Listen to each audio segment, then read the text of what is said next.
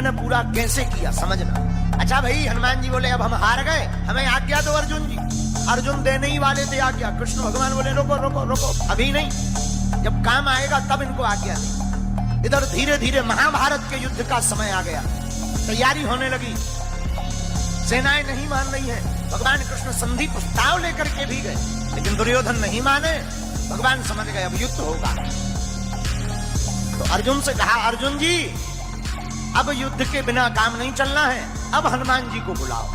वो जो वचन दिया था, जो हम कहेंगे वो करेंगे, अब वचन निभवा।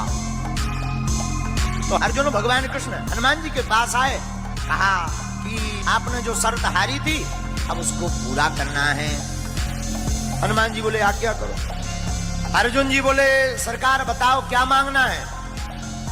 भगवान कृष्ण बोले अर्जुन, राम अवतार में हमारा युद्ध इनके बिना पूरा नहीं हुआ था, और कृष्ण अवतार में भी हमारा युद्ध इनके बिना पूर्ण नहीं होगा।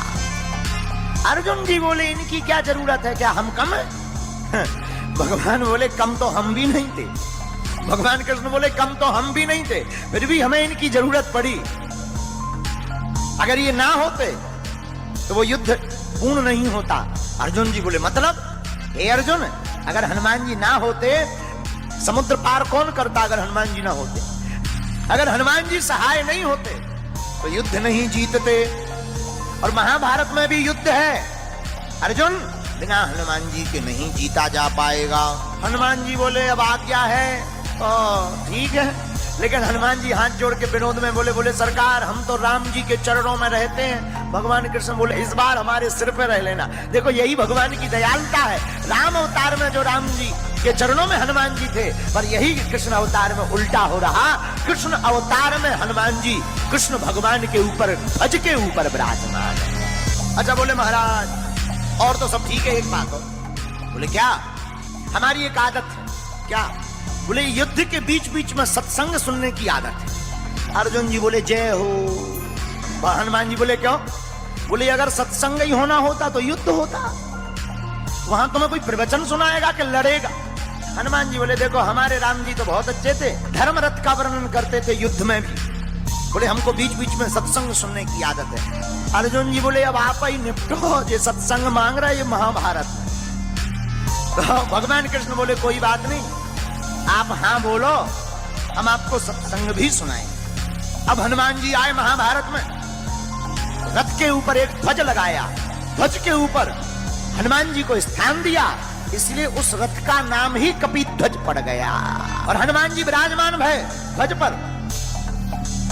भीष्म महाराज जब अर्जुन के सामने लड़ने के लिए आए, भीष्म पितामह ऐसे बलवान योद्धा जिनके सामने अच्छे अच्छे लोग कांपते थे, महाराज भीष्म पितामह युद्ध करने आए और बाण मारे तो अर्जुन का रथ थोड़ा पीछे हो गए, लेकिन जब अर्जुन बाण मारे तो पीछे दूर गिर जाए।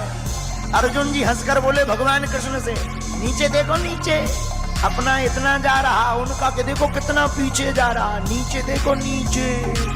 भगवान बोले ऊपर देखो, किसके कारण कम जा रहा ये देखो। और यही मानो हम लोगों को शिक्षा है कि हम लोग अगर भूपर हैं क्योंकि भगवान हमारे ऊपर है।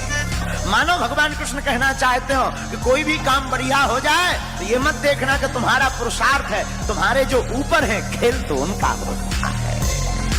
अर्जुन जी मुस्कुराए, हनुमान जी भी मुस्कुराए, और भगवान ने गीता सुनाई तो अर्जुन को है। हमारा ऐसा मानना है तो अर्जुन के मोह का बहाना था, पर गीता तो हनुमान जी को सुनाना था। एक बात, अर्जुन जी ने अपने रथ की लगाम भगवान के हाथ में दे दी। ये ज्ञानवर्धक बात है। अपनी जिंदगी की लगाम जो भगवान के हाथ में सौंप देता है, वो कितना भी महाभारत जैसा युद्ध हो जीत करके ही बाहर निकलता है। जो भक्त अपनी मन की लगाम परमात्मा को, गुरु चरणों को दे देता है, वो जीत करके ही आता है। लेकिन जो लगाम खुद पकड़ लेता है वो हार जाता है। बोलो सीताराम।